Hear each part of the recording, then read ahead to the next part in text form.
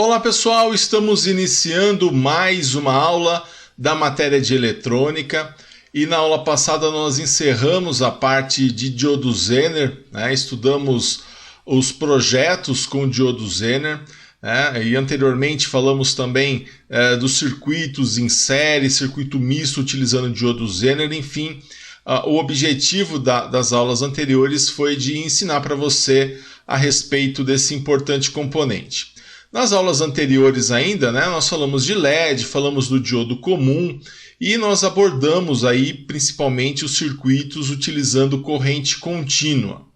Hoje nós vamos dar uma pausa na corrente contínua e a partir de agora nós vamos falar um pouquinho sobre a corrente alternada, sobre a tensão alternada, né? A tensão alternada gera corrente alternada, então tanto faz você falar tensão alternada ou corrente alternada. Mas nós vamos falar então sobre a parte de circuitos envolvendo a parte de tensão ou corrente alternada, porque nós vamos focar a partir de agora na fonte de alimentação, nos circuitos de fonte. Tá? Então, hoje a gente vai falar um pouquinho sobre o princípio do sinal AC, e aí a partir das próximas aulas a gente começa já a entrar a fundo nas partes que compõem uma fonte de alimentação. Bom, mas antes da gente falar então desse princípio do sinal AC, que é o sinal alternado, né? AC significa alternate current, que é corrente alternada. Antes de nós falarmos do sinal AC, nós vamos fazer uma revisão, né, tanto do que nós vimos na aula passada, né, que é a parte de projeto com diodo Zener, como também a parte, fazer um resumo geral do que nós vimos com relação ao diodo, ao LED e também com relação ao Zener. Então vamos à nossa revisão.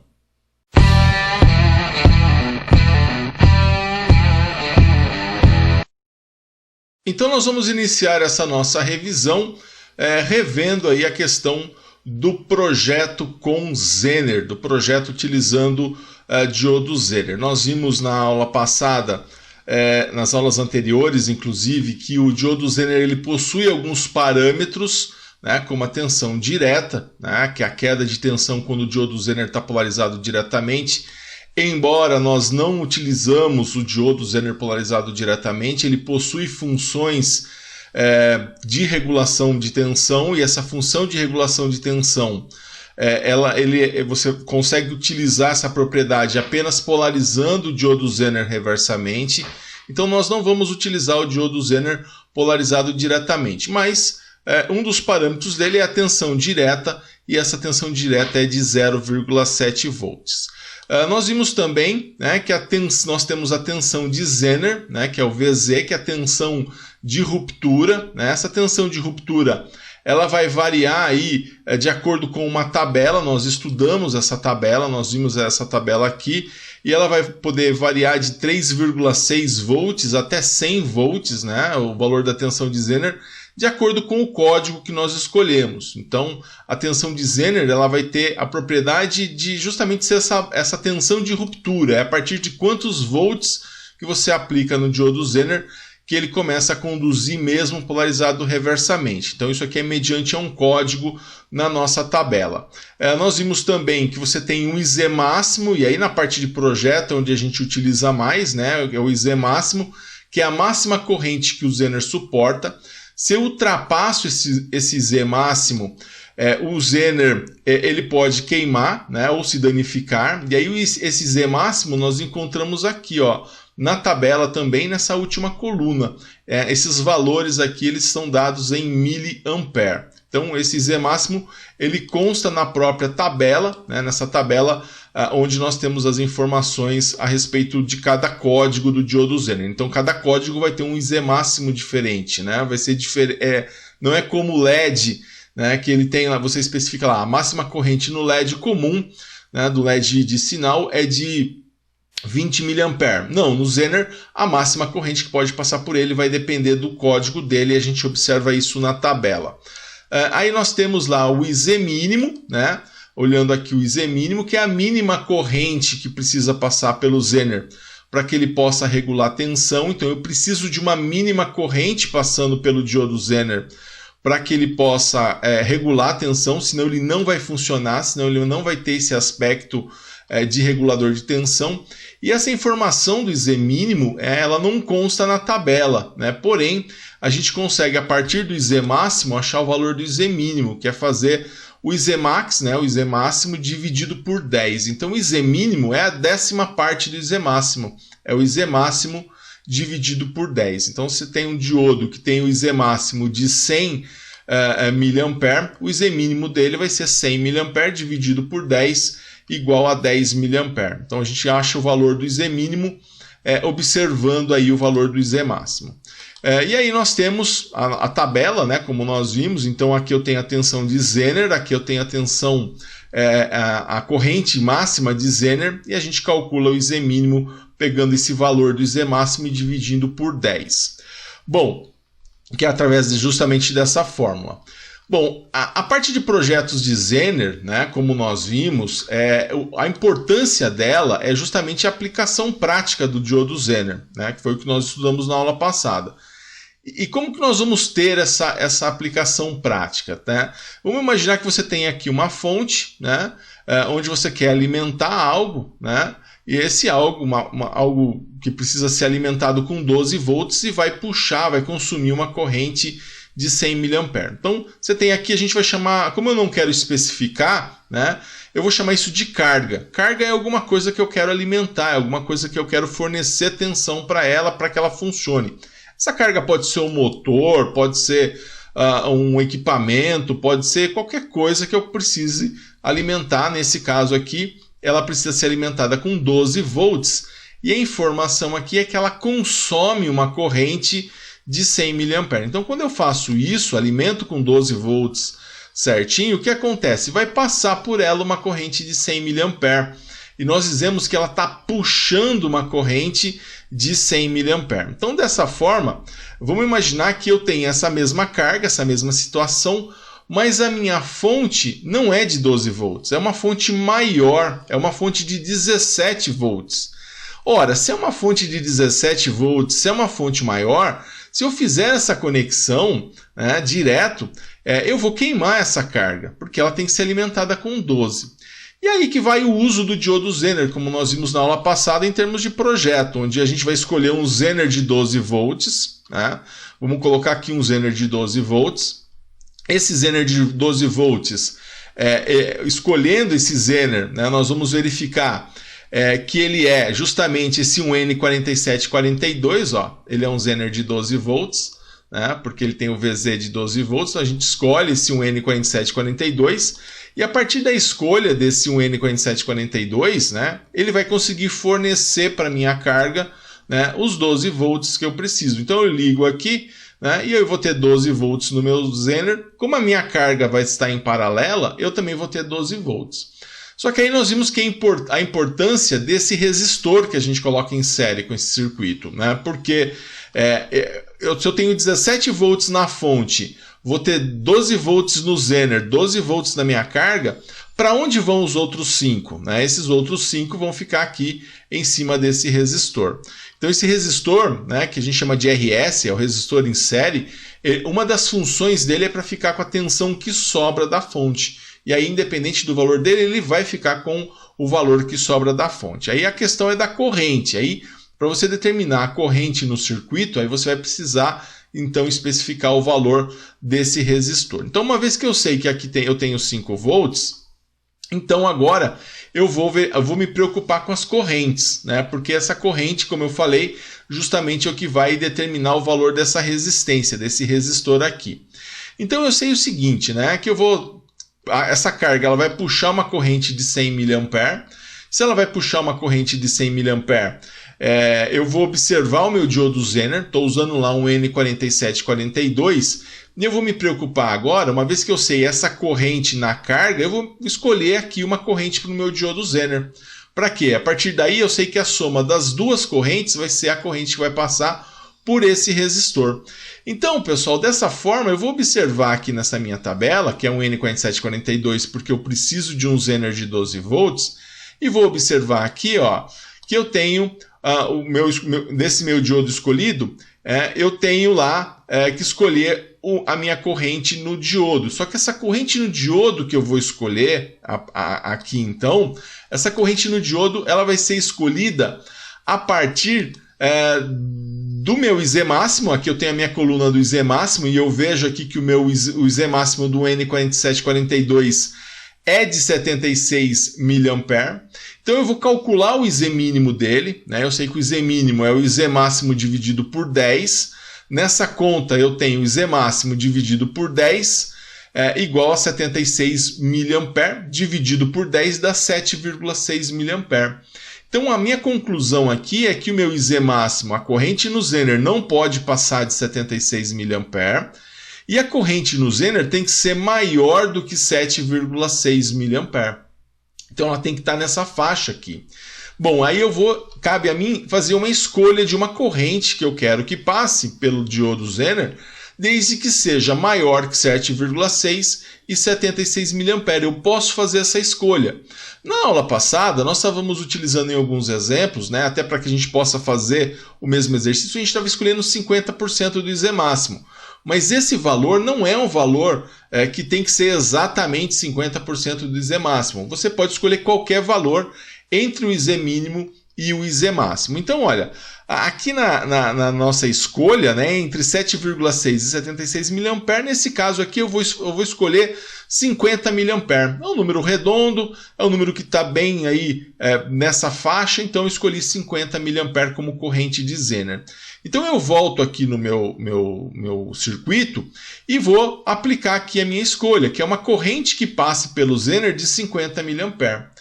Por que eu tenho que fazer essa escolha, né, entre o IZ mínimo e o IZ máximo?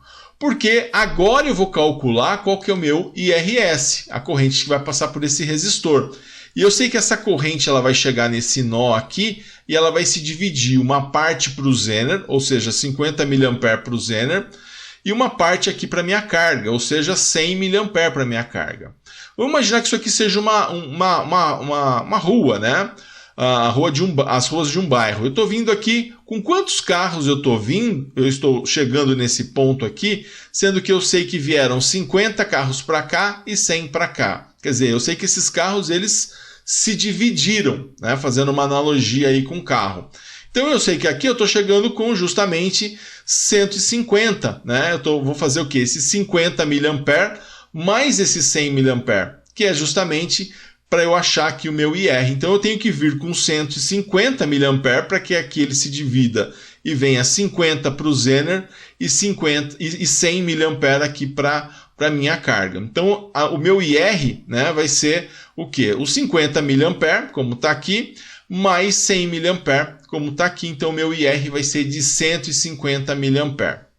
Desses 150 mA, então aqui eu já consigo achar o valor do meu resistor, porque eu aplico lei de Ohm aqui. Eu faço 50 dividido por 150 mA.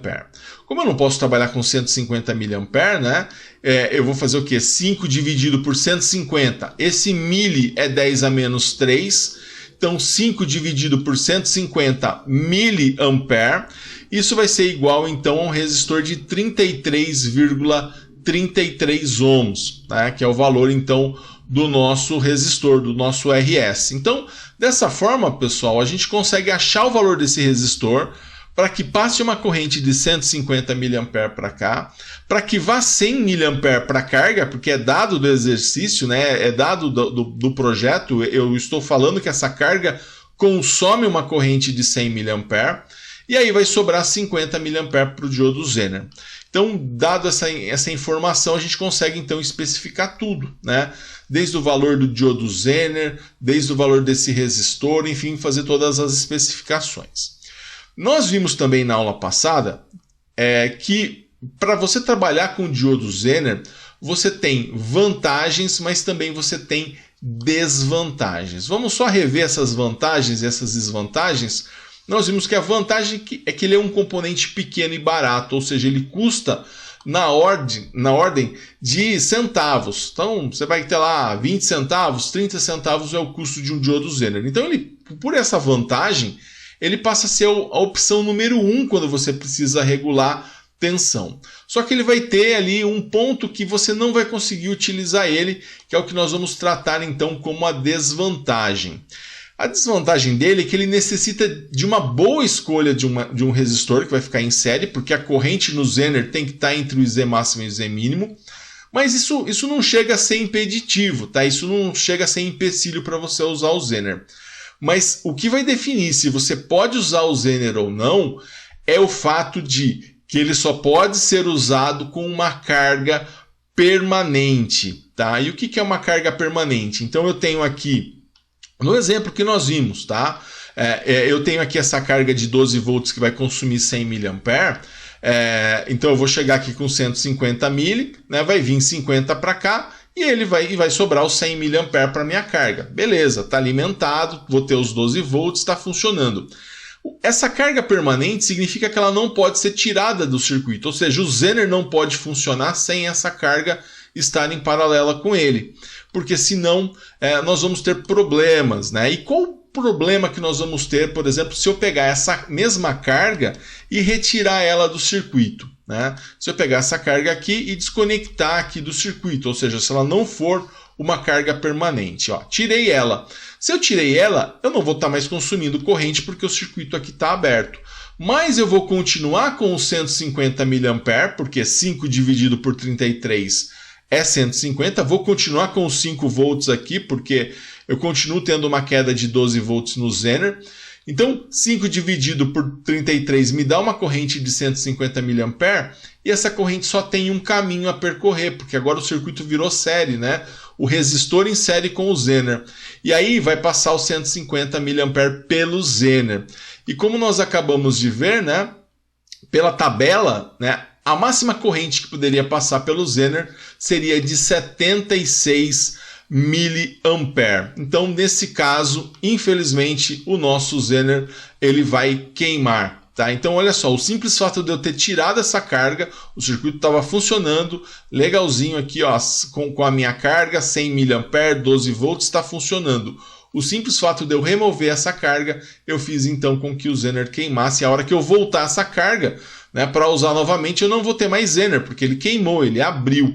Então aí o meu circuito não vai funcionar e provavelmente eu posso queimar também essa carga, porque ela vai receber aí uma tensão maior do que os 12 volts que o Zener regularia, que não vai regular mais porque ele queimou, porque passou uma corrente de 150 mA.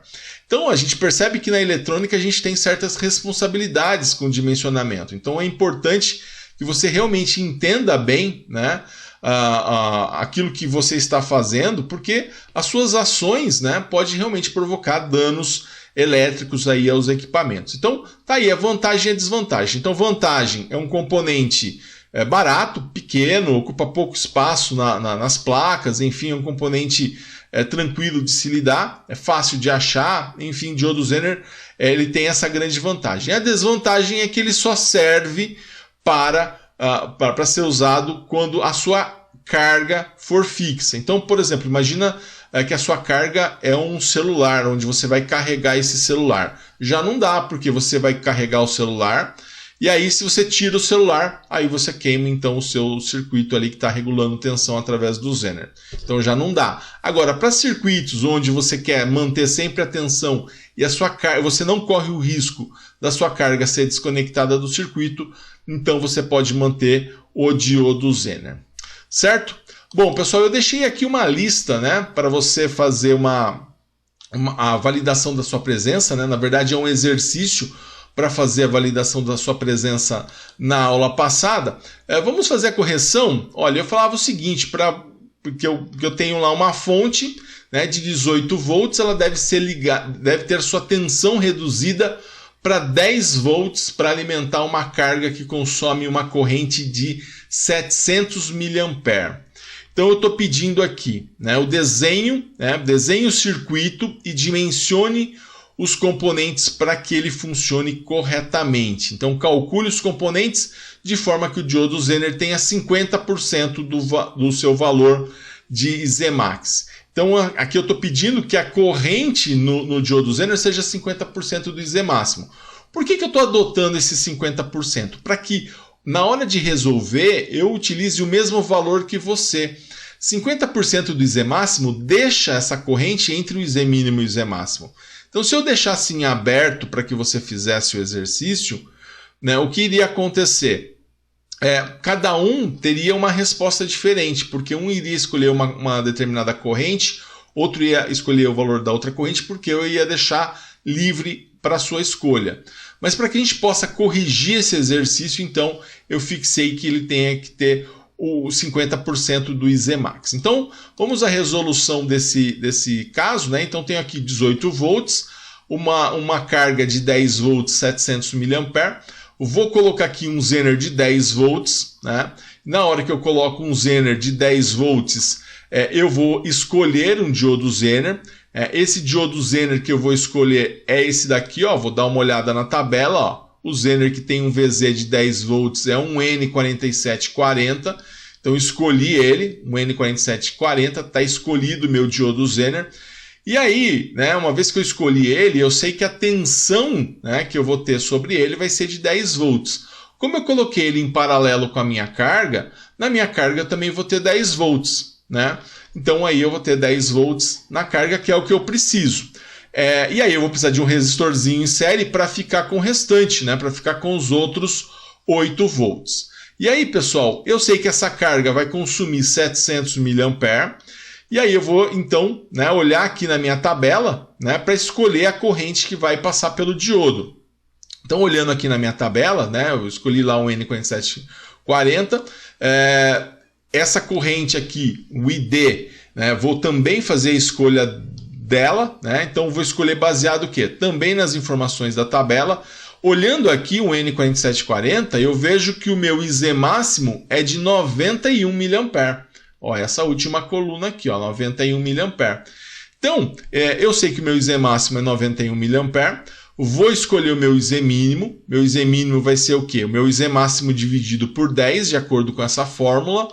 Então, 91 dividido por 10 vai dar 9,1 mA, tá? Então, esse vai ser o meu IZ mínimo. Então, eu tenho que fazer a escolha, né? Teria que fazer a escolha de um Zener que estivesse entre 9,1 e 91.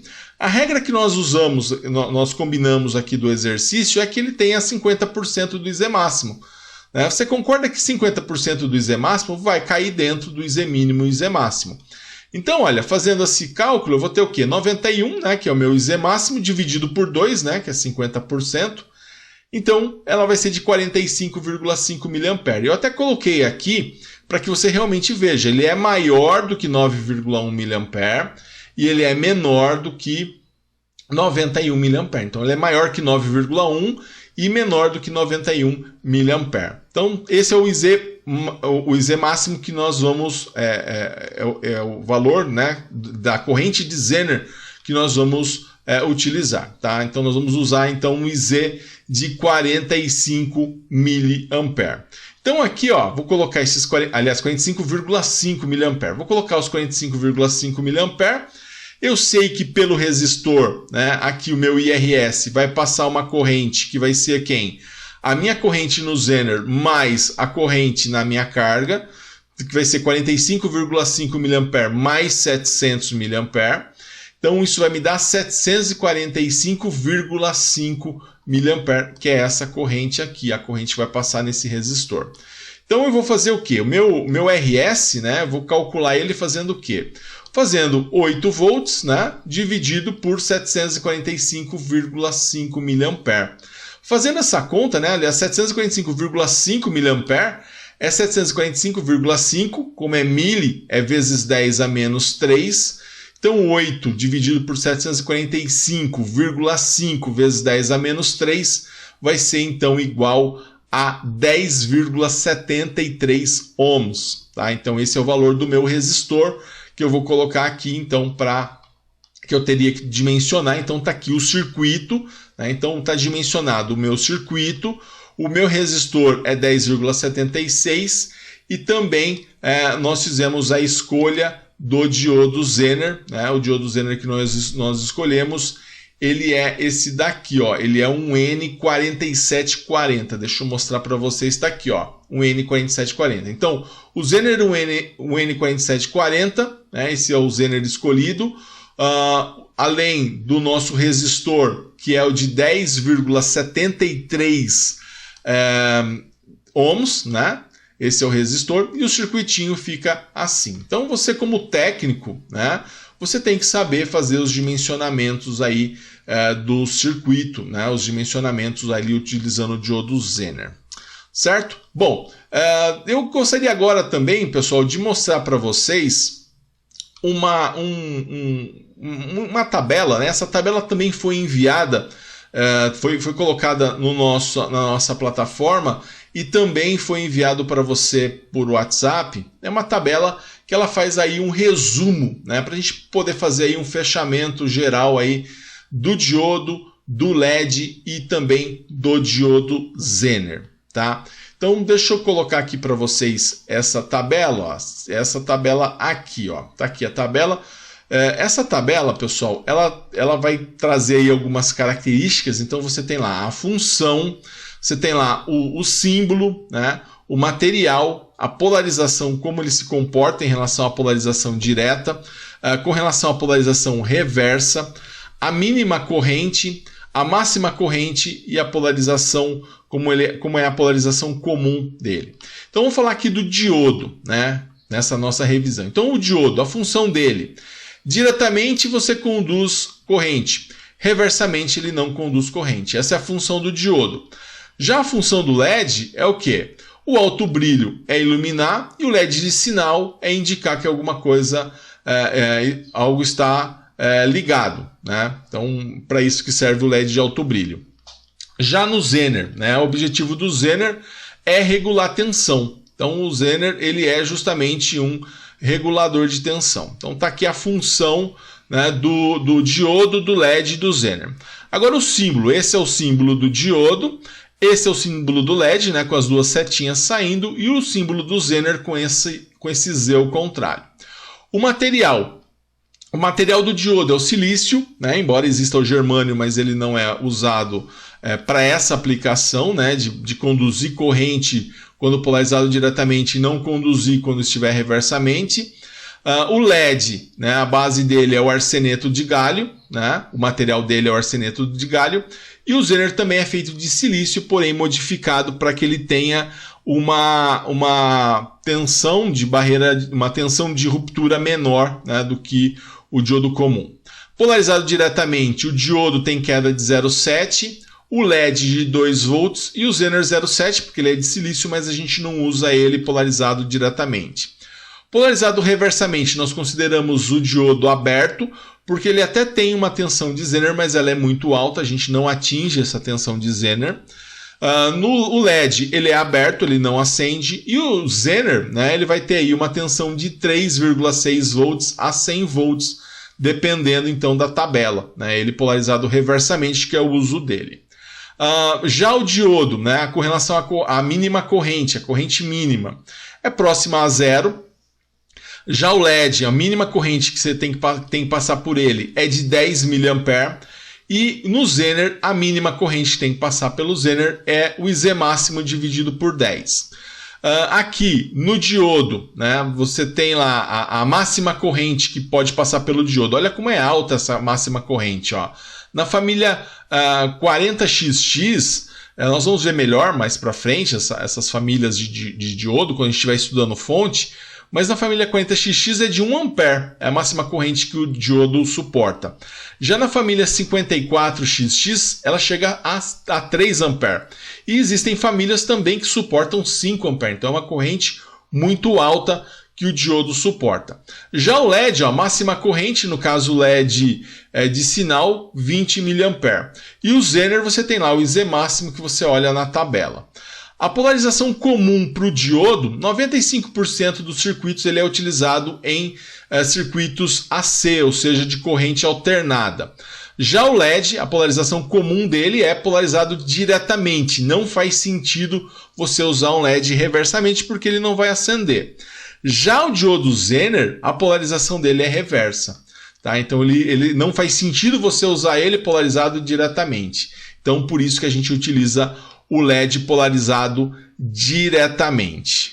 Então tá aí, pessoal, tá aí essa nossa tabela, né, para que a gente possa então comparar os três. Depois você dá uma olhada nessa tabela para que você verifique aí ainda se você tem alguma dúvida, tá? Caso você tenha alguma dúvida na correção desse exercício ou de maneira geral no que nós vimos até agora de diodo, de LED e de Zener, você me procura então, me manda uma mensagem no WhatsApp, certo? Bom, tá aí então, pessoal, fizemos uma boa revisão do que nós estudamos até agora, praticamente resumimos tudo que nós estudamos até hoje, e agora a gente vai então para essa nova etapa da nossa matéria, a gente vai então para o tema da nossa aula de hoje.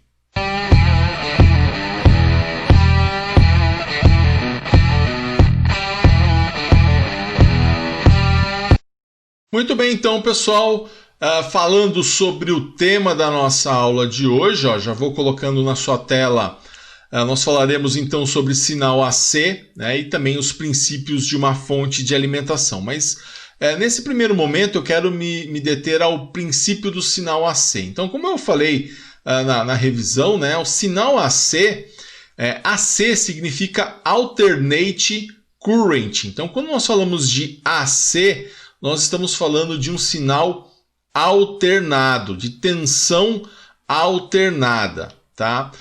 E aí a gente vai falar então do funcionamento do sinal AC para depois falar então do que a gente pretende aí estudando as fontes de alimentação.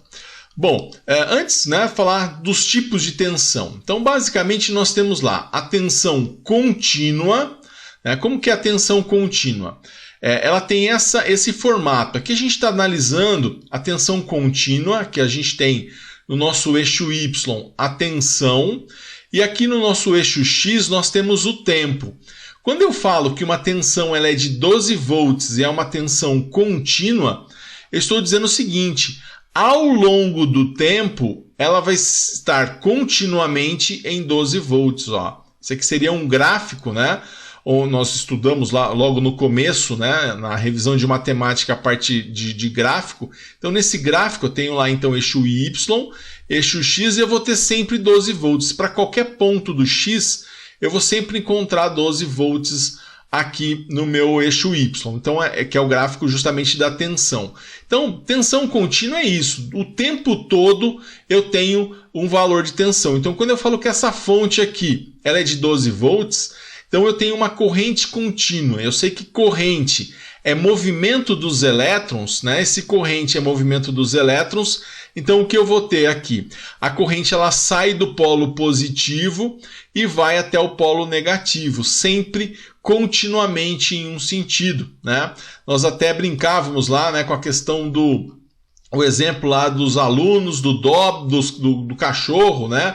Os alunos eram os elétrons, e aí o cachorro era a tensão, né? Você colocava lá o cachorro numa sala, determinada sala, esses elétrons costumavam a correr, né? Saíam correndo.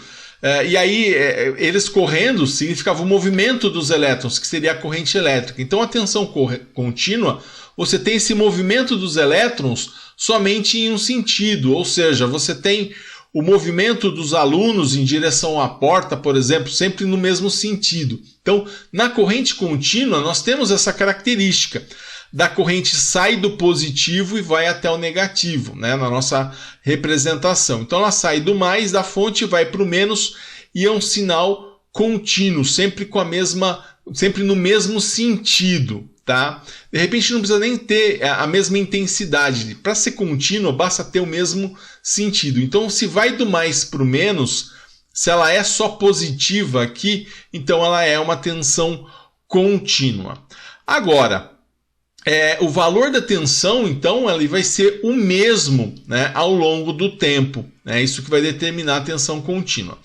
Agora, outro tipo de tensão que nós temos é a tensão alternada, que é o que nós chamamos de tensão AC. Tá? Na tensão alternada, nós temos essa configuração aqui. Eu já não estou mais representando, né, como o símbolo da tensão contínua.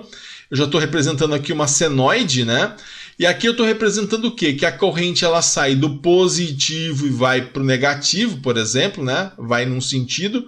E aqui eu estou representando que ela vai no sentido contrário. Então, quando a gente fala de tensão alternada, nós estamos falando de uma tensão que vai gerar uma corrente que ora está em um sentido, ora está em outro sentido. Então aqui ela vai estar em um sentido e aqui ela vai estar em outro sentido. Tá? Então eu tenho o quê? Uma alternância no sentido da corrente. Lá no nosso exemplo dos Dobermans, né? Do cachorro, do aluno, que é o elétron, é como se você tivesse eles correndo até a porta, chega na porta, corre até de volta para a sala. Chega na sala, vai... Ou seja, ela vai ter dois sentidos de caminho, tá? No caso da corrente, da tensão, né? Que vai gerar uma corrente alternada.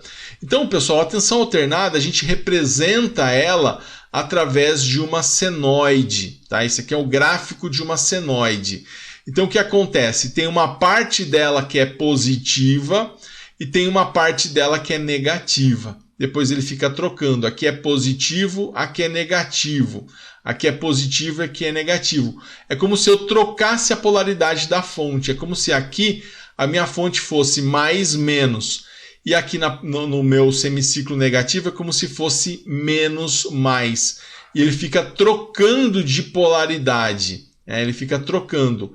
Ora é positivo, ora é negativo. Ora é positivo, ora é negativo. Ou seja, ora é mais, menos, ora é menos, mais. Então, nessa parte aqui, essa parte de cima da linha, essa parte positiva, que eu também tenho tensão em relação ao tempo, nessa parte positiva da tensão, a corrente está num sentido. Nessa parte negativa da tensão, a corrente está em outro sentido. Então eu tenho o quê? Uma alternância no sentido da corrente. Por isso que a gente fala, então, corrente alternada, ficar alternando o sentido dela. Por isso que nós falamos de tensão alternada. Ora eu tenho a minha tensão positiva, ora eu tenho a minha tensão negativa. Então, pessoal, essa seria o nosso segundo tipo de tensão. A tensão alternada, ela é uma tensão que o valor da tensão muda ao longo do tempo, né? E também nós sabemos que a polaridade da tensão alterna em relação ao longo do tempo. Então são duas características que nós temos em relação à tensão alternada. Então é bem diferente da tensão contínua, né? Na tensão contínua, quando a gente olhava lá para a tensão contínua, olha como ela era bem mais simples, né? O tempo todo ela é 12 volts. Já na tensão alternada, a gente vê uma diferença muito grande. Eu já não tenho mais o tempo todo, né, 12 volts. Eu posso ter aqui um valor máximo de 12 volts, um valor mínimo de menos 12 volts, mas ela fica o quê? Alternando, inclusive entre positivo e negativo, tá? Então essa é a nossa tensão alternada. Está aí apresentado para você tanto a tensão contínua como a tensão alternada, tá? Agora, a gente tem alguns parâmetros, né, que nós encontramos na tensão alternada. Quando a gente olha assim para o gráfico da tensão alternada, né, como a gente tem aqui, então a gente sabe que ora a corrente vai estar num sentido, ora a corrente vai estar no outro sentido. Então, dessa forma aqui, o que nós vamos ter? A gente tem, por exemplo, alguns pontos marcantes. Por exemplo, esse ponto aqui, ó, aqui em cima. Aqui em cima, pessoal, o que nós chamamos de tensão de pico, ou nós chamamos de VP, né? É a máxima tensão de um sinal alternado. Pode ver, ela começa do zero e ela vai até um ponto máximo. Esse ponto máximo, então, é o que nós chamamos de tensão de pico, que nós vamos representar por VP. E aí nós temos também o menos VP, né? Que é a tensão mínima, né? É a mínima tensão de um sinal alternado. Então ele sai do zero, ó, ele vai até um máximo, depois ele volta a zero, troca a polaridade, troca o sentido da corrente e vai a um mínimo, né? Que é um mínimo, na verdade, seria um máximo negativo, né? Já é um valor negativo. A gente vai chamar de mínima tensão de um sinal alternado. Então esse aqui seria o meu menos VP, né, que seria o meu sinal de tensão de pico negativo. Então eu tenho um valor máximo e tenho um valor de tensão mínimo aqui nessa minha tensão alternada. Então está aqui meu VP máximo e aqui o meu VP mínimo. Então máxima tensão de pico e mínima tensão de pico aqui no caso dessa tensão alternada. Bom, nós temos aqui também a tensão de pico a pico, né? Entre um pico e outro nós temos um determinado valor. Depois a gente vai ver isso com números. que é o que nós vamos chamar de VPP, que é a tensão entre o máximo e o mínimo. Normalmente, pessoal, essa tensão de pico aqui máxima, ela é igual à tensão de pico mínima. Aliás, ela só vai mudar que uma é positiva e a outra é negativa, tá? Então, a tensão de pico a pico, normalmente ela é 2 vezes o valor da tensão de pico, tá? Porque ela é essa, mas essa, como essa tem o mesmo valor, tá? Então, ela vai ser 2 vezes o valor dessa tensão. Então, ela vai ser o quê? A tensão de pico a pico, ela é o VP vezes 2. O valor da tensão de pico vezes 2, tá? Então, essa é a minha tensão de pico a pico. Nós temos também, pessoal, outro parâmetro, né, que é o período, né? O que é o período? Coloquei aqui, representei pela letra T. O período é o tempo que eu levo para completar um ciclo. Então, eu tenho aqui, ó, o que é um ciclo? Né? Toda atividade do meu gráfico que não se repete. Então, olha, toda essa parte aqui, ó, ela não tem repetição. Depois, o que acontece? O que ela reproduziu nessa parte aqui já é uma repetição do que ela reproduziu aqui, né, nessa primeira parte. Então, eu tenho aqui um mais e um menos, ó, ele continua, e aí ele começa a repetição. Mais e menos, mais e menos. Então, essa parte aqui, ela começa a repetir aquilo que eu tinha antes.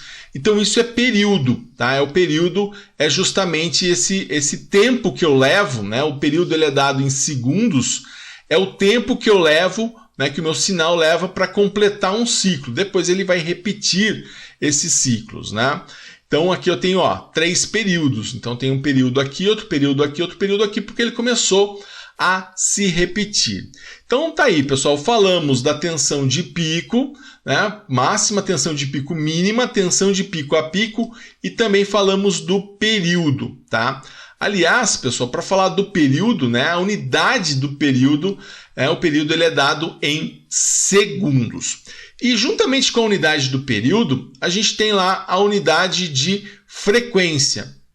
O que é a frequência? Então eu tenho lá, aqui no caso, né, nós delimitamos 3 períodos, né? A frequência é a quantidade de ciclos que existe em um segundo. Então imagina só que eu tenho aqui esses 3 períodos aqui, né? E isso aconteceu em um segundo, né? Eu vou verificar o quê? O tempo de cada período. Então a frequência ela vai ser o quê? O inverso do período. Então se você é a mesma coisa assim, ó, você toma um remédio a cada 8 horas, né? Então o seu período, né, é de 8 horas, é o tempo. Agora, qual é a frequência diária? Né? A frequência diária é o quê? 24 horas dividido por 8. Né?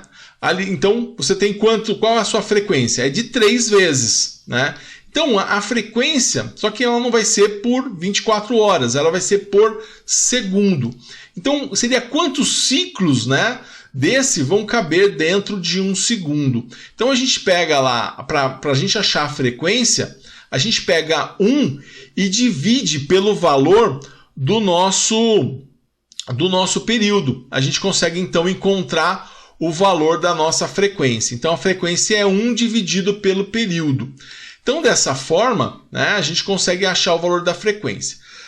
Vamos depois tratar esse parâmetro. Depois a gente vai fazer um exercício, né, resumindo aí todas essas questões, período, frequência, para a gente entender bem.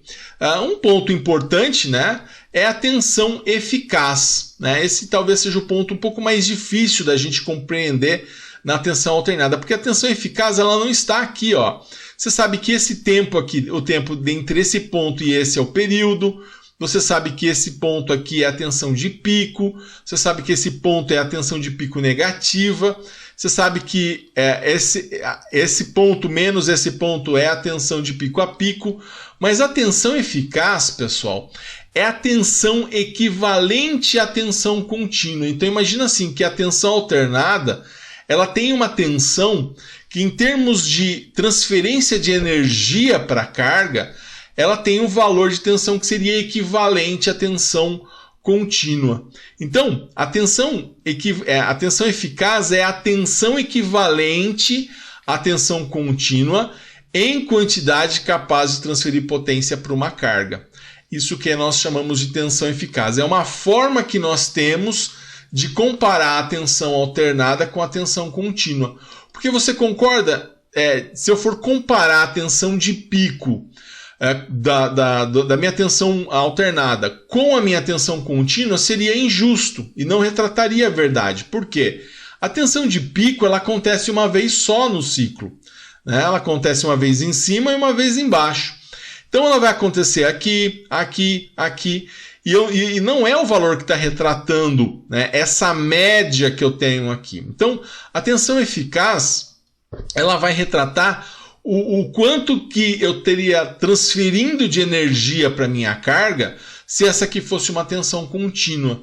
E é justamente a tensão eficaz que ela vai determinar alguns parâmetros dentro aí da eletrônica. Tá? Por exemplo, a tensão da rede elétrica, né, ela é dada em tensão eficaz. Você vai comprar um motor de tensão alternada, ele é dado em tensão eficaz. Então a tensão eficaz ela é muito utilizada. Para tensão alternada, você não usa o valor da tensão de pico, você usa o valor da tensão eficaz. Então, pessoal, além disso, né, ela vai indicar qual é a quantidade de energia eficazmente, né, entregue à carga, o quanto realmente de energia, né, de eficiência, né, que eu consegui entregar de energia para minha carga. É isso que vai determinar a minha tensão eficaz. Para a gente entender melhor a tensão eficaz, eu sei que esse conceito é um conceito que a gente precisa digerir um pouquinho. Vamos imaginar o seguinte, olha, vamos imaginar que eu tenha dois sinais. Eu tenho esse sinal aqui em vermelho, que é um sinal alternado, e eu tenho esse sinal azul, que é um sinal contínuo. Então vamos imaginar, né, que esse meu sinal vermelho foi gerado aqui por uma fonte, né, que tem uma tensão de pico de 10 volts. Tá? E eu liguei ela numa lâmpada. Né? Essa então o sinal vermelho. Agora o sinal azul, né, também usei uma fonte, só que aí é uma fonte de corrente contínua. E também liguei numa lâmpada.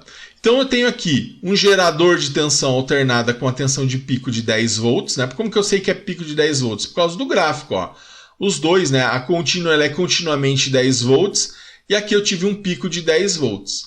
Então eu liguei numa lâmpada e a contínua eu liguei em outra lâmpada. E aí eu gostaria que você pensasse no seguinte: qual lâmpada que vai acender mais forte?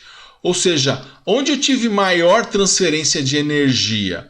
Nessa que o pico ficou às vezes em 10 volts, né, que é a tensão alternada, ou essa que ficou sempre em 10 volts?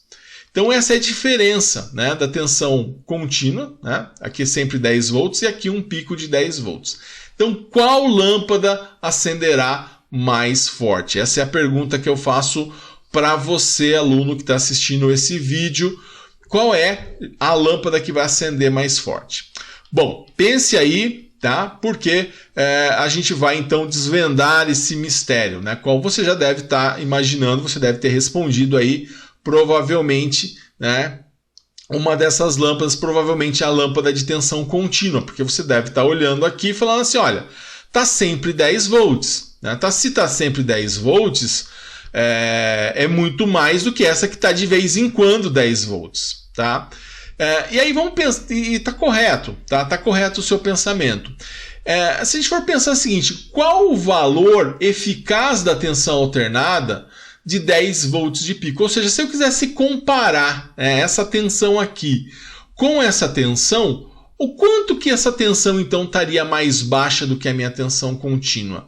Então assim, eficazmente, né, quanto que ela vale? Ela vale às vezes 10 volts, é o que eu sei. Mas assim, na sua eficácia, né? Eficazmente, qual é o valor da tensão alternada de 10 volts de pico? Então, ou seja, na realidade, o brilho que essa lâmpada está emitindo, ela vai corresponder a qual tensão? Então, por exemplo, aqui eu sei que, então, já respondendo, né? Os 10 volts de tensão contínua vão fazer essa lâmpada brilhar mais do que os 10 volts de pico da tensão alternada. Mas esses 10 volts de tensão de pico de tensão alternada corresponde a quantos volts de tensão contínua? Então, quantos volts eu tenho que abaixar aqui na minha fonte de tensão contínua para que elas fiquem iguais? Né? Ou para quanto eu tenho que aumentar a minha fonte, o meu pico aqui, para que eu tenha o brilho igual? Ou seja, eu quero, nesse caso, comparar a tensão contínua com a tensão alternada. Né? Só que eu não posso falar que a tensão de pico é equivalente à tensão contínua, porque quem vai ser, então, equivalente à tensão contínua é o que nós estamos chamando de tensão eficaz. Tá? E aí a questão é, né, se eu ligasse essa lâmpada em uma bateria, né, de corrente contínua, né, qual seria o valor dessa bateria para que a lâmpada emita um brilho equivalente a 10 volts da tensão de pico, né, que seria o contrário. Então, como que eu faço para relacionar então o brilho dessas lâmpadas, sendo que uma eu quero colocar tensão de pico e a outra eu quero colocar tensão contínua? Bom, então para responder essa pergunta, né, essas perguntas, foram várias perguntas, né, nós precisamos saber como que a tensão eficaz e a tensão de pico elas se relacionam. Porque nós vimos que não dá para eu relacionar a tensão de pico com a tensão contínua. Então, para eu poder ter uma base de comparação, eu preciso ver o seguinte: vou comparar a minha tensão de pico com a minha tensão eficaz. Então, o que eu preciso fazer com a minha tensão de pico para que eu possa comparar ela com a tensão eficaz? Então, essa relação ela vai se dar da seguinte forma. Olha só, a tensão eficaz, né, vou representar aqui como VEF, né, EF de eficaz. Eu vou dizer que ela vai ser igual à tensão de pico dividido por raiz de 2. Então, tensão eficaz é a tensão de pico dividido por raiz de 2. Lembrando que a tensão eficaz é aquela tensão que a gente pode comparar com a tensão contínua em termos de transferência de energia, em termos de transferência de potência. Eu posso comparar ela com a tensão contínua. Tá? Então, para que eu possa fazer essa comparação, então, eu tenho que achar minha tensão eficaz. Então, tá aqui, ó. Eu consigo comparar a minha tensão eficaz com a minha tensão de pico. Se eu quiser saber qual que é a minha tensão eficaz, e é lógico, tensão eficaz é sempre tensão alternada. Com a minha tensão de pico, eu pego a minha tensão de pico, divido por raiz de 2 e acho a minha tensão eficaz. Ou seja, né, logo, né, nós podemos dizer também que eu posso manipular essa fórmula, né, multiplicar aqui em cruz, quem está dividindo passa multiplicando, e dizer o seguinte, que a minha tensão de pico ela é igual à minha tensão eficaz vezes raiz de 2. Tá? Então, tensão de pico é eficaz vezes raiz de 2. A tensão eficaz é a tensão de pico dividido por raiz de 2. Então, essa é uma das fórmulas que nós vamos lidar aí para comparar, então, a tensão eficaz com a tensão de pico. A tensão eficaz, né, é a tensão equivalente à tensão contínua em quantidade capaz de transferir potência a uma carga. A gente não pode se esquecer disso. Então, né, sendo assim, voltando ao nosso exemplo, eu não esqueci, estou voltando ao nosso exemplo. Então, a tensão eficaz, como eu sei que ela é tensão de pico sobre raiz de 2, né, se ela é tensão de pico sobre raiz de 2, o que eu vou fazer? Vou pegar esses 10 volts, que é a minha tensão de pico, e vou dividir por raiz de 2. Né? Fazendo isso, eu vou encontrar o valor de 7,07 volts.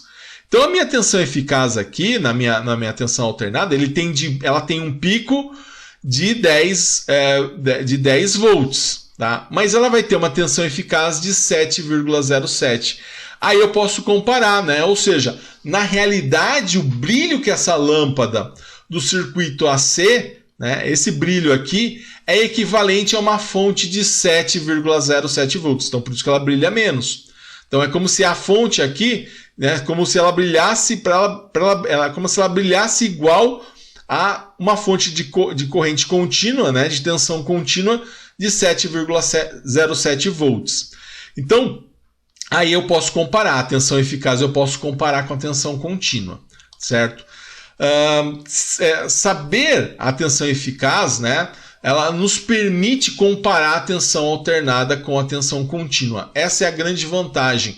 É por isso que a gente lida tudo em termos de tensão eficaz, né? Como eu falei, você vai comprar um transformador elétrico, você vai comprar um motor elétrico, eles têm lá o valor deles em tensão, vai estar em tensão eficaz, nunca em tensão de pico, tá? Porque o que importa é o quanto você consegue transferir de energia, né? E não o que acontece eventualmente no caso da tensão de pico. Bom, além de saber, né, o quanto de energia eficazmente, né, é transferida para uma carga, né, levando em consideração as oscilações AC, né, essa é a grande importância da gente saber, então, qual é a tensão eficaz. Bom, vamos falar da nossa rede elétrica para a gente, né, entender um pouquinho melhor aí como que vai funcionar essa rede. Nós sabemos o seguinte, a nossa rede elétrica ela é de 127 volts, tá? E ela tem ali, né, quem são esses 127 volts? Esses 127 volts, pessoal, é a tensão eficaz. Nós temos também na nossa rede elétrica um parâmetro, né, nós sabemos que ela é de 60 Hz. Então ela é 127 volts, 60 Hz. Então, ela tem uma tensão eficaz de 127 volts. É como eu falei, tudo a gente trata em termos de tensão eficaz. Então, ela é uma rede de 127 volts, tendo aí uma tensão eficaz, então, de 127 volts. Esse 60 Hz é o quê? Essa é a frequência, tá? Aliás, pessoal, a unidade de frequência é Hertz, tá? Nós falamos que é o número de ciclos por segundo, a unidade disso é Hertz, é um H maiúsculo e um Z minúsculo, tá? Então esses são os parâmetros fornecidos pela nossa rede elétrica, tá? É lógico que existem lugares que a rede elétrica é de 220 volts por 60 Hz. Nesse caso, então, dos 220 vai ser então os 220 a nossa tensão eficaz. Bom, aqui então, para a gente verificar qual que é a nossa tensão de pico, né? Ela vai ser a tensão eficaz vezes raiz de 2, né? Que vai ser 127 vezes raiz de 2. De onde que eu tirei esse raiz de 2? Da fórmula que eu falei, da relação que nós temos então entre a tensão eficaz e a tensão de pico, né? Nós vimos ali que a forma que nós temos de comparar, né, a nossa tensão eficaz e a nossa tensão de pico é essa daqui, ó. A tensão de pico é a tensão eficaz vezes raiz de 2. Né? Então, se eu tenho a tensão eficaz e quero achar a tensão de pico, eu faço ela vezes raiz de 2. Se eu tenho a tensão de pico e quero achar a tensão eficaz, né, eu faço a tensão de pico dividido por raiz de 2. Aqui eu estou só manuseando a fórmula para a gente poder, então, com o valor de 1, poder encontrar o outro. Bom, então se eu tenho aqui, ó, voltando no nosso exemplo, né, esses 127 volts, que é minha tensão eficaz, multiplico por raiz de 2, então 127 vezes raiz de 2, isso significa que a nossa rede elétrica ela tem uma tensão de pico de 179,6 volts. Ó. Essa é a tensão de pico da nossa rede elétrica. Tá? Mas ela não fica o tempo todo em 179,6 volts. Ela vai ter altos e baixos, né? Ela vai até 179, depois ela cai a zero, né? Depois ela vai a menos 179, depois ela volta a zero, depois ela vai a mais 179,6 volts. E né, ela vai ter também o mais 179,6 e o menos 179,6. A frequência, pessoal, a frequência, né, nós vimos que é o inverso do período. Então, se eu quero achar o período, né, eu quero achar o tempo, né, o tempo que leva um ciclo da nossa rede elétrica, né, qual que é o tempo de um ciclo, eu vou fazer o quê? A fórmula é essa, né, a frequência é 1 sobre T, né, quem está dividindo eu passo para o outro lado, então eu sei que o T é 1 sobre o F. Então, se eu quero achar o período, o tempo que leva para se formar um ciclo, eu vou fazer então 1 dividido por F. 1 dividido por 60 é igual a 16,66 vezes 10 a menos 3. E a gente sabe que 10 a menos 3 é mili. E aí a unidade de frequência, a unidade de período, como nós vimos, é segundos. Então, aqui o meu período é de 16,66 segundos. Isso significa, pessoal, que um ciclo leva 16,66 segundos. E o que é esse 60 Hz? Esse 60 Hz, pessoal, significa que dentro de um segundo acontecem 60 ciclos. Então, desses ciclos que nós temos aqui, aqui eu indiquei 3 ciclos de 16,66 milissegundos cada um. Dentro de um segundo, do tempo de um segundo, isso acontece 60 vezes, por isso que a nossa frequência é de 60 Hz. Agora, isso explica, e essa frequência alta, ela vai explicar o seguinte: quando você liga uma lâmpada na rede elétrica, então você sabe que ela vai até 179,6 volts, depois ela cai a zero, e ela vai caindo o valor dela até chegar em zero. Depois ela vai aumentando até chegar em menos 179,6, depois vai diminuindo o valor até chegar em zero. Então você concorda que ela vai passar pelo zero 2 vezes durante um ciclo? E eu tenho 60 ciclos, ou seja, durante um segundo, essa lâmpada ela chega a ter, ela chega a ficar apagada, ou seja, ela fica com 0 volts 120 vezes, mas a gente não percebe. Por que a gente não percebe? Porque isso é muito rápido, porque a nossa rede elétrica ela é de 60 Hz, que é um valor suficiente para que a gente não perceba então que essa lâmpada está acendendo e apagando, acendendo e apagando. Tá? Então, o fato da nossa frequência ser de 60 Hz, ela garante para nós então que eu não vou perceber que essa lâmpada está acendendo e apagando. Mas é lógico que eu não vou tratar ela, não vou achar que ela está sempre em 79,6 volts, porque essa é simplesmente o máximo que ela chega. Na média, em termos de transferência de energia, é 127 volts, que é a tensão eficaz da nossa rede elétrica. Então, pessoal, tá aí. Essa é a nossa rede elétrica, tá? Uma análise, da nossa rede elétrica. E aí você deve se perguntar, tudo bem, eu pego e eu quero medir as coisas em tensão. Quando você utiliza um multímetro, a pergunta é: o que um multímetro mede? Quando você está medindo alguma coisa, o que ele mede? Bom, a resposta para isso é o seguinte, você tem aqui o multímetro, Se você olhar para o multímetro, você vai perceber o seguinte, que o multímetro ele tem ali uma escala de tensão, onde você tem aqui uma parte reta, e aqui você tem uma parte que ela tem lá o sinal, a representação do sinal alternado. Então, desse lado aqui, você mede tensão contínua. Desse lado aqui, você mede tensão alternada, tá? Então aqui, tensão contínua. Aqui você está medindo tensão contínua.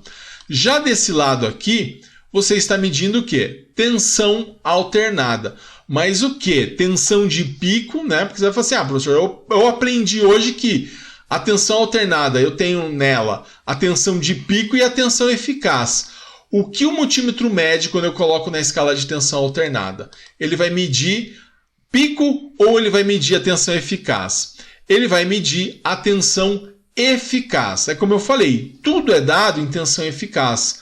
Tudo que você compra está em tensão eficaz. Os componentes que trabalham com sinal alternado, eles vêm com seus valores em tensão eficaz. E o multímetro mede em tensão eficaz. Por isso que quando você coloca ele, vai medir a tomada, ele vai medir 127 volts, que é a tensão eficaz da nossa rede elétrica, tá? Ou 220 volts, que é a tensão eficaz da rede elétrica numa rede de 220 volts.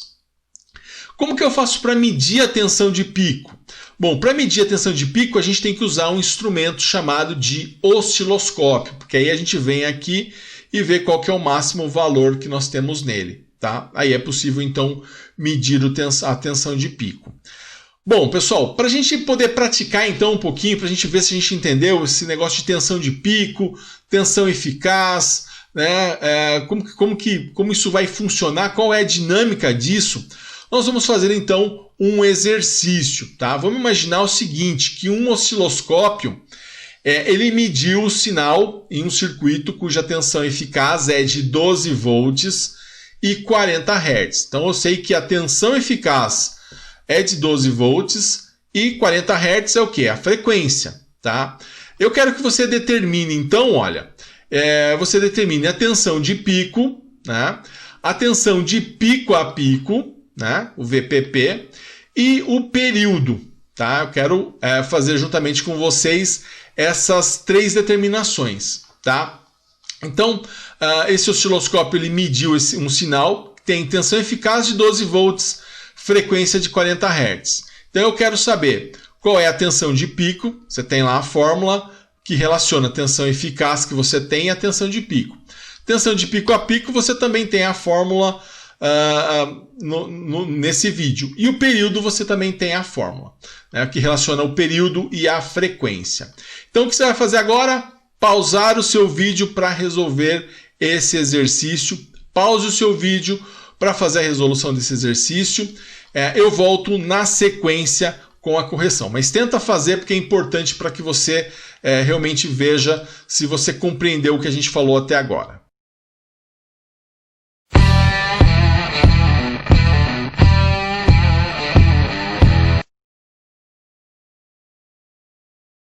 Muito bem, pessoal, espero que você tenha pausado aí o seu vídeo para fazer então a resolução desse exercício e agora eu vou fazer então a correção. Então vamos para a correção. Então nesse caso aqui, né, eu tenho uma tensão eficaz de 12 volts e uma frequência de 40 Hz. Eu pedi então para você calcular a tensão de pico, né, o VP, a tensão de pico a pico, que é o VPP, e o período, né, que é o T. Bom, vamos lá então. Vamos achar então a nossa tensão de pico, né? Eu sei que a tensão de pico ela vai ser igual à tensão eficaz vezes raiz de 2. A minha tensão eficaz ela é de 12 volts, então 12 vezes raiz de 2 dá 16,97 volts. Tá? Então essa é a minha tensão de pico. A minha tensão de pico a pico, né? A tensão de pico a pico é a tensão de pico vezes 2, então vai ser 16,97 vezes raiz de 2. Isso vai ser igual, aliás, raiz de 2 não, né? Vezes 2. Né? Então, tensão de pico vezes 2 vai ser 16,97 vezes 2, que é igual a 33,94 volts. Essa então é a tensão de pico. E o período, né? Eu sei então que o período é o inverso da frequência, então 1 dividido por 40, então isso vai ser igual a 25 vezes 10 a menos 3, apertando na engenharia, e trocando 10 a menos 3 pelo mili, 25 milissegundos. A unidade de período é segundos, então a resposta é 25 milissegundos. Então essa é a nossa letra C, né? O valor do nosso período. Bom, pessoal, então tá aí. Falamos, a ideia foi te dar uma geral, né, dos parâmetros do sinal AC. A gente vai usar alguns desses parâmetros, principalmente tensão de pico e tensão eficaz. São valores extremamente importantes, né, para você ter aí com relação ao sinal AC. Por que é importante falar do sinal AC? Porque nós vamos, a partir de agora, estudar a fonte de alimentação. Tá? Já nas próximas aulas nós falaremos da fonte de alimentação. E para a gente falar de fonte de alimentação, primeiro a gente vai precisar definir o que é uma fonte de alimentação. Né? A fonte de alimentação ela é um conversor de sinal alternado em sinal contínuo. Então a fonte é algo que vai converter o sinal AC em um sinal DC, em um sinal contínuo, tá? Ele vai passar de AC para DC. DC é uma forma que a gente chama o sinal de tensão contínua. AC eu já expliquei para vocês, né? Que é alternate current, que é a corrente alternada. DC é direct current, que é uma corrente direta, que seria uma forma aí de dizer que essa é uma corrente contínua. Então, eu estou transformando um sinal. Quando eu monto uma fonte, né, quando eu falo de fonte, eu quero transformar um sinal AC em um sinal contínuo, tá? Em um sinal de corrente contínua.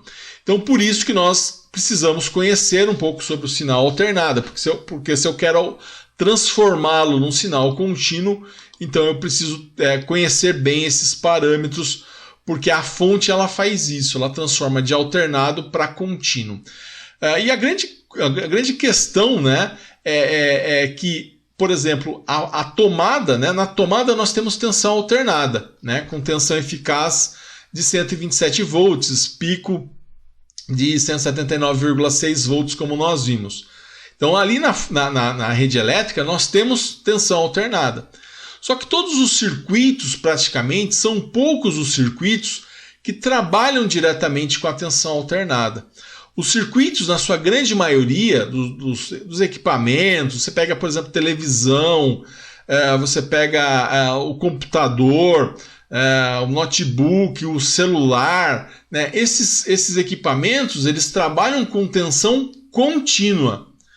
Embora nós tenhamos na nossa casa uma forma de obter a tensão alternada. Então, esses equipamentos têm que ter circuitos que transformam a tensão alternada em tensão contínua. Por isso que os equipamentos eles possuem fontes. Essas fontes servem para transformar o sinal alternado em um sinal contínuo. Então, é justamente esse que vai ser aí o desenvolvimento das nossas próximas aulas. Bom, eu quero falar para vocês das partes de uma fonte, tá? Do que é composto uma fonte? A fonte ela é composta. Então eu tenho lá o sinal alternado, ela passa por um transformador, então nós vamos precisar estudar os transformadores. O transformador é um importante elemento de uma fonte. Aliás, muita gente acha que o transformador é a fonte, isso não é verdade, é um conceito errado, tá? O transformador ele é apenas uma parte da fonte. Então nós temos o transformador, depois nós temos a etapa de retificador, é aqui que nós vamos usar o diodo. Então nesse ponto a gente volta a falar sobre os diodos, porque aqui tem uma aplicação importante do diodo como um retificador, tá? Ele vai servir para eliminar a parte negativa do sinal alternado. Depois nós temos o filtro, tá? Esse filtro aqui ele vai ser realizado por um outro componente, tá? Chamado de capacitor. E depois nós temos o regulador, tá? O regulador você já estudou um deles, tá? Um dos tipos de regulador que nós temos é o diodo Zener, tá? Então já está estudado por você o regulador. Então é uma das formas para a gente entrar com o sinal alternado, como está aqui, e do outro lado sair com o sinal contínuo, mediante então ele passar por essas 4 etapas, por essas 4 partes. Eu entro com alternado e saio então com tensão contínua. Então, pessoal, a partir da próxima aula nós já vamos entrar nas partes da fonte, tá? O que cada parte vai fazer para a gente poder então transformar esse sinal de alternado para um sinal contínuo, tá bom? Pessoal, eu gostaria de propor para você a resolução desse exercício que consta na sua plataforma. Né? Esse exercício é um exercício de múltipla escolha, você vai selecionar aí a alternativa que melhor vai relacionar esse nosso problema que foi passado. Tá? Você vai calcular e vai verificar qual é a alternativa, você vai resolver isso dentro da plataforma, certo? Então tá aí, pessoal, essa foi a nossa aula, né? Já falando então um pouquinho sobre fonte, falando sobre o sinal AC, e a partir então da próxima aula nós estaremos estudando mais a fundo a fonte de alimentação. Legal, então, um grande abraço a todos e bons estudos!